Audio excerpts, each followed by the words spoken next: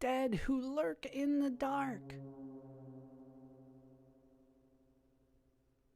Quietly and solemnly, Kid's voice begins to echo out. That's her voice, all right, but it doesn't sound like her at all. That monster still got a hold on her. It must be using her to summon another spell. As she continues to chant, a blue aura starts to form in front of her, shimmering with deadly beauty. How can she do that? Palone shrieks, now turning blue with fright. No one can stand up against Makeno. Shouldn't it be Mokeno? I'm thinking about this way too much. Adieu, he shouts before quickly fleeing. The goblin chief follows soon after. All troops fall back, retreat to the manor on the double. Following the goblin chief's orders, the soldiers abandon the cannon and flee to Viper Manor. I'm left alone with this gigantic monstrosity, listening to it starting to summon who knows what. What am I supposed to do now? Run away. I'm out of options, it seems. I don't stand a chance against this thing on my own. Hearing Kid continue to chant, my situation is looking worse and worse. Hatred and jealousy in my hands gather into 1,000 dark prayers. Just as I'm about to bolt for the mansion, something grabs hold of my shoulder. Going somewhere. I slowly turn around. Majel, it's about time you showed up. Relieved, I try to catch my breath.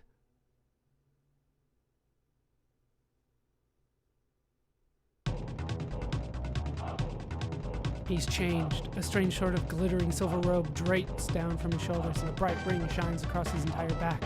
Made me wait here all that time just so you could change into that thing. What are we going to do? That's not important right now. I want to ask him about his new clothes and everything, but now isn't the time. Instead, I tell him all about what happened, the chain of events relentlessly overflowing from my heart. Once again, do we have time for that? I tried to do what you told me to do, but... Yes, however, for now, we should leave this area. It is not safe here. That's what I was trying to do. Scooping me up under his arm, Majel briefly recites a spell and soars high into the air. From far above, I look down upon the ominous landscape, hearing Kid continue to recite her strange incantation.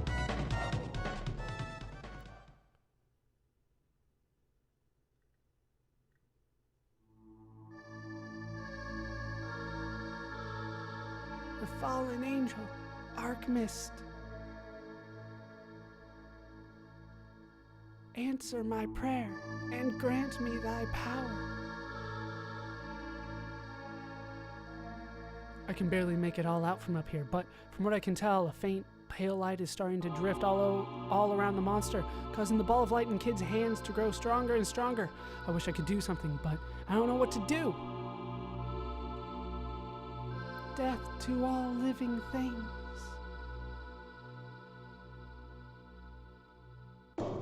Destruction to all creation.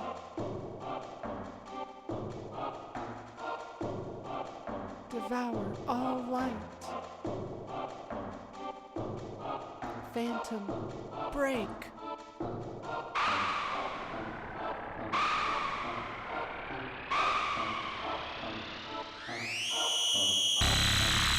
With the sound of 1,000 tortured voices of madness crying out in unison, Kid's surging ball of light begins to grow larger and larger, eating away at everything around her.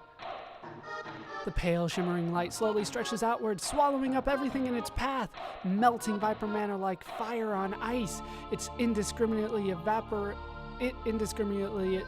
the huge mansion, along with everything else in its wake.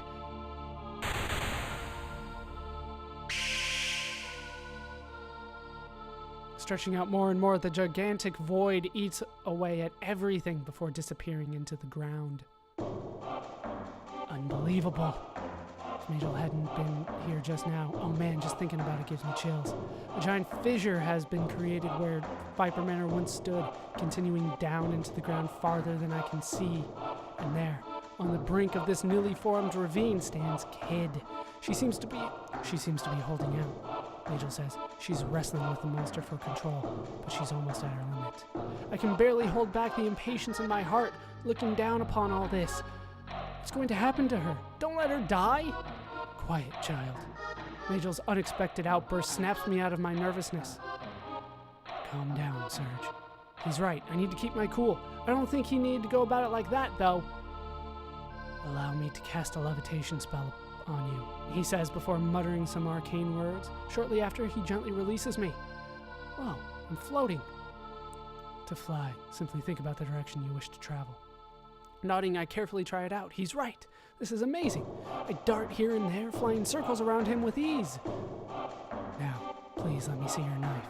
I take it out and hand it to him.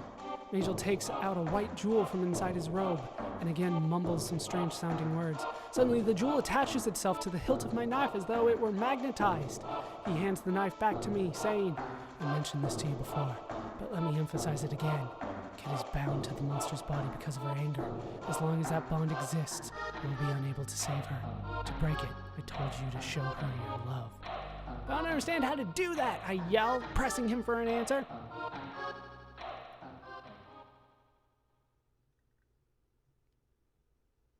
A kiss. I have to kiss that thing? Yes, it is the most effective way. But its arms are as wide as my waist. Why didn't you tell me this before? I yell, hitting him upside the head in a fit of rage. And with that, I accidentally knock Magel's golden mask off, sending it falling down through the night sky to the ground. Oh, did I just do that? This is the first time I've ever seen his true face. Even for a guy like me, I'm taken aback by his looks. His hair sways in the moonlight as his piercing blue eyes survey the environment below. His beauty is different than a woman's. There's some sort of a fierce, intrepid quality about him. He is truly a beautiful person.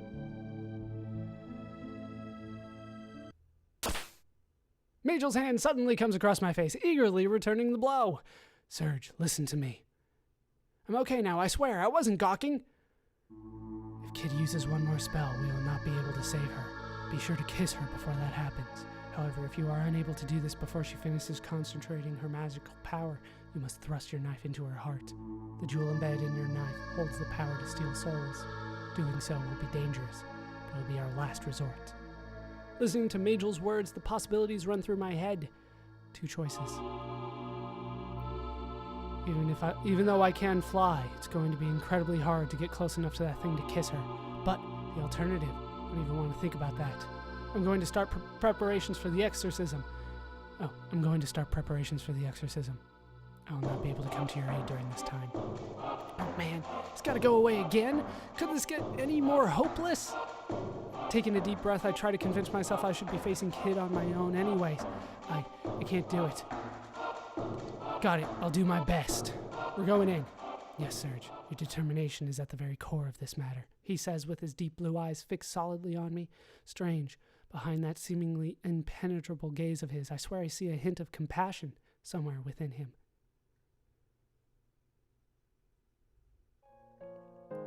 Well then, let's go.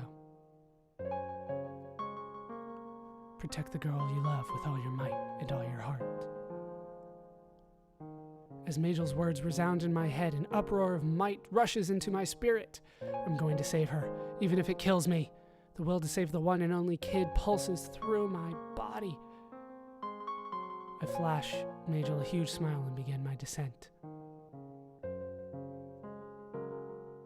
For Kid.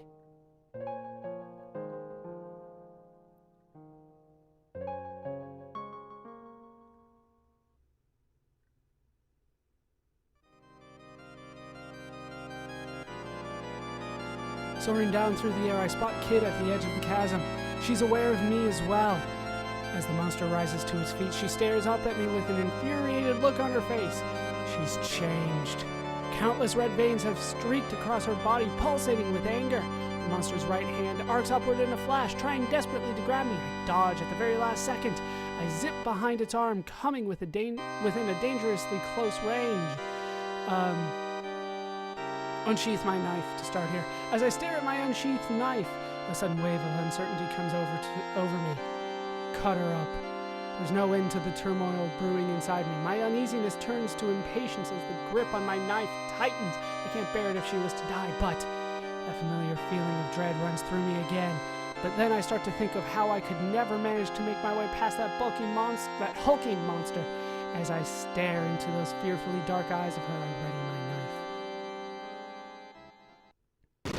I lunge the knife outwards. Kid raises her arms to protect herself from the blow, but it strikes her square in her heart. Fresh blood gushes out onto my hand and the blade. Then suddenly, the white jewel begins to sparkle.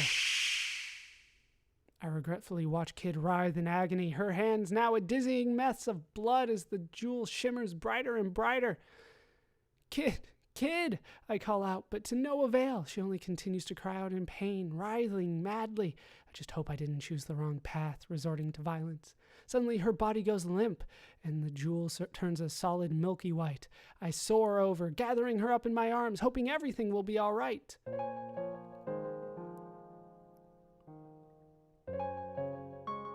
Please, God, save her, I shout, with tears flowing down onto her limp body.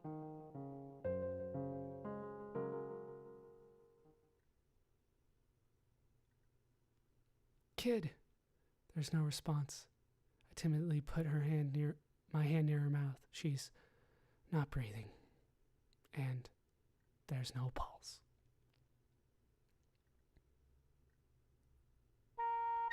Kid! I hold her body tightly to my own as the rest of the monster's body collapses and crumbles away. I cry and hold her tightly and cry. Suddenly, Majel comes up from behind me. Serge, Kid is not dead. Her spirit has moved on from that body, but she continues to live on inside that jewel. I stare down at the knife I hold in my hand. The white jewel is there in the hilt, sparkling brighter than ever. But despite what Majel says, I can't seem to hold back my sadness and tears. Hugging Kid's lifeless body, I cry. Suddenly, he forcibly pulls Kid away from me. Majel, what are you doing? How long do you intend to whimper like this? If you've decided to save her, then save your tears for another day. It's not over yet. I stand up, realizing he's right.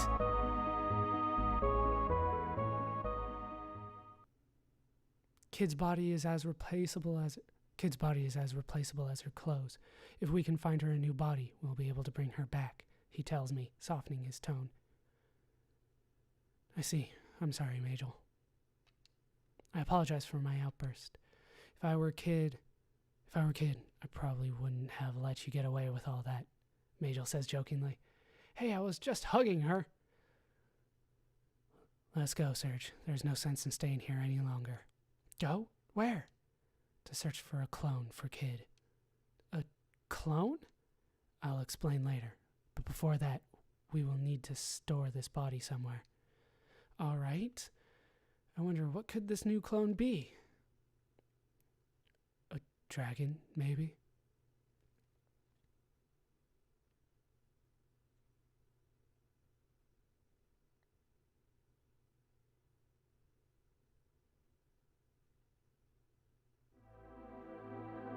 And that actually does it for that scenario.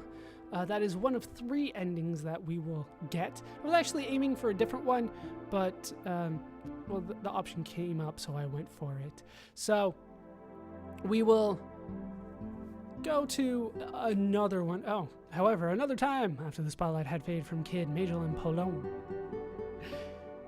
In another place and another time. So they do have, it's kind of weird. I'm not sure if the translator gave him the French accent, Polone the French accent, or if the original Japanese version also gave him a French accent. I don't know Japanese, let alone know Japanese well enough to understand when people have a French accent in Japanese, but there were definitely a couple things that were a little off for me.